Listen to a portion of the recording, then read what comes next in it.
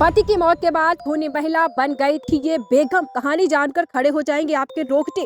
दुनिया में कई करोड़ महिलाएं हुई जिनके बारे में जानकर लोगों की रूह कांप जाती है। इन्हीं में एक नाम दरिया निकोलायेवना साल्तिकोवा का है। यह महिला रूस में एक कुलीन परिवार की बहू बेगम थी। साल्तिकोवा ने अपनी सेविकाओं के साथ बेहद क्रूर व्यवहार किया कि रूस में बर्बरता का दूसरा नाम दरिया निकोलायेवना साल्तिकोवा हो गया। उनको अपनी सेविकाओं के साथ बर्बरता करने में मजा आता था। वह कम से कम अपनी 138 सेवकों की बर्बर हत्या का दोषी करार दी गई। आज हम आपको इसी खूनी महिला की कहानी बताने वाले हैं। साल 1730 में जन्मी साल्तिकोवा अपनी जवानी के दिनों में बेहद धार्मिक और दयालु थी। इसके साथ चर्चों और धार्मिक संगठनों को खूब दान देती थी। इंपीरियल गार्ड में कैप्टन ग्लेब साल्तिकोवा से उसकी शादी हुई। सिर्फ 26 साल की उम्र में उसके पति की मौत हो गई। पति की मौत के बाद विरासत में काफी जमीन मिली, जिसके बाद वह मॉस्को की सबसे अमीर विधवा बन गई। वह अपने 2 छोटे बेटों के साथ रहती थी। उसके 600 से ज्यादा सेवक थे। साल्तिकोवा की क्रूर महिला बनने की कहानी पर यकीन करना बेहद मुश्किल था। बताया जाता है कि प्रेम प्रसंग की वजह से उसके अंदर इतना बड़ा बदलाव आया। पति की मौत होने के बाद साल्तिकोवा अकेलापन महसूस करती थी। इस बीच एक युवक से उसकी मुलाकात हुई और दोनों के बीच प्यार हो गया। लेकिन कुछ समय बाद साल्तिकोवा को जानकारी मिली कि उसके प्रेमी का किसी दूसरे लड़की से प्रेम संबंध है और वह चोरी से उससे शादी भी कर चुका है। इसके बाद साल्तिकोवा ने गुस्से में अपने प्रेमी को मार मार कर अधमरा कर दिया। उसका प्रेमी किसी तरीके से अपनी पत्नी के साथ बचकर भाग गया। इसके बाद वह अपना गुस्सा खास तौर पर अपनी महिला सेविकाओं पर निकालने लगी। साल्तिकोवा अपनी सेविकाओं पर अपना गुस्सा निकालने लगी। वह बच्चियों और गर्भवती महिलाओं पर क्रूरता की सारी हदें पार कर देती थी। उनकी हड्डियां तोड़ देती थी। इसके अलावा उनके शरीर पर खौलता पानी डालती। साल्तिकोवा बेहद अमीर महिला थी। उसकी शाही दरबार के ताकतवर सदस्यों तक पहुँचती।